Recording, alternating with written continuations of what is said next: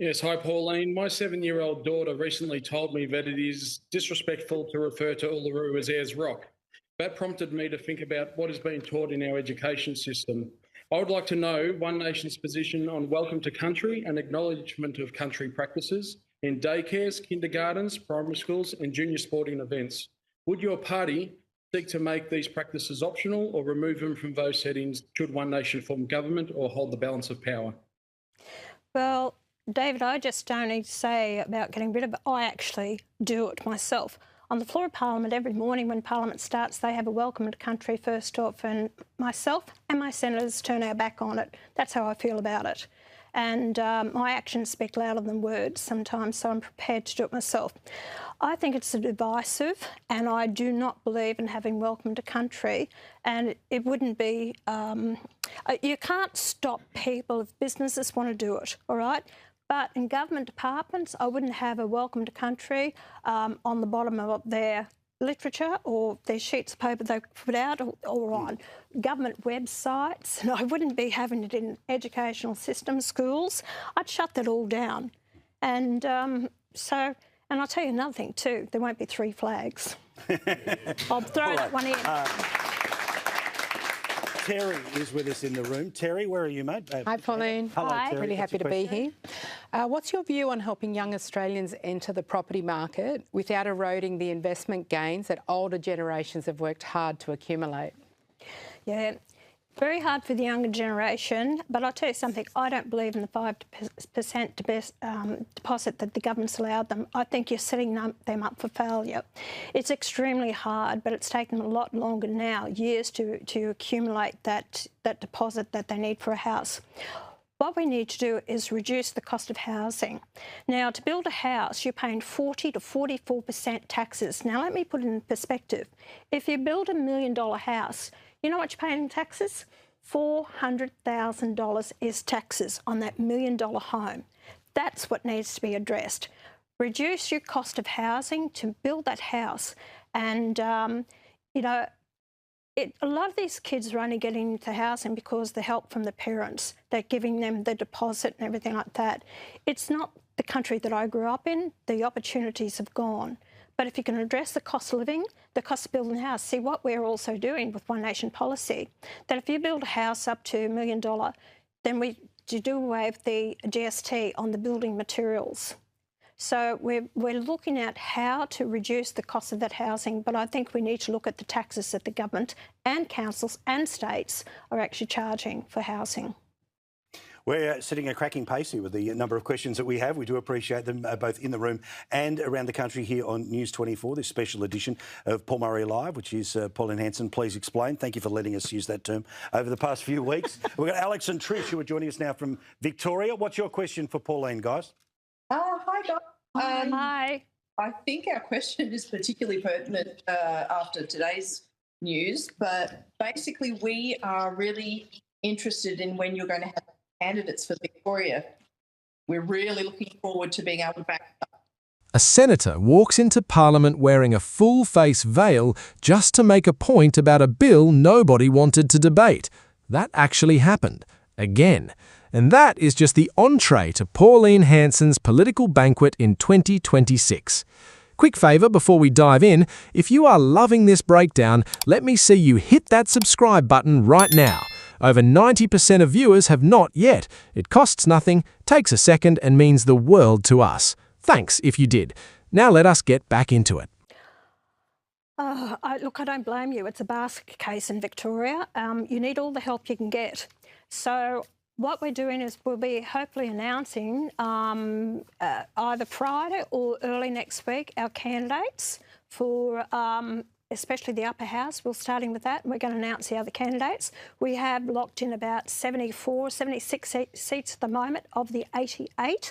So we have got our candidates. So anyway, we are going to be announcing the candidates and we'll have a suite of policies to go with that. So you will have a One Nation representative that you can vote for in Victoria.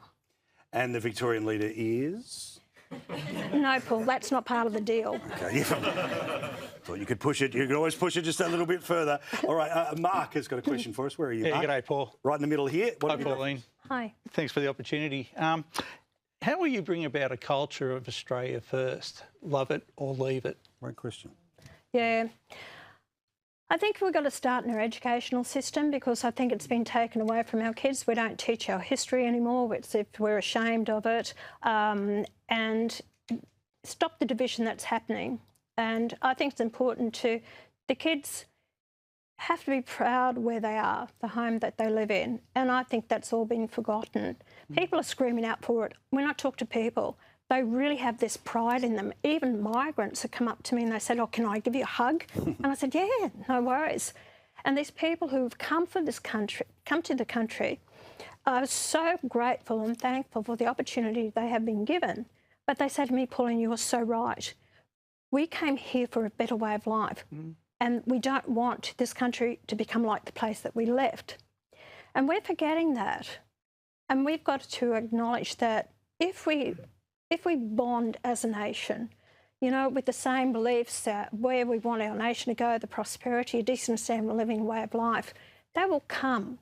And I believe that, you know, when I grew up in the 60s and 70s, at that period of time, we had pride in our nation. We had pride in flying the Australian flag. We had pride in watching the Commonwealth and Olympic Games and everything like that. And I see that pride diminishing every day of the week by these aggressives out there, progressives, you name it, you know. They've got so much anger in them and I don't know what the hell's going on. Why?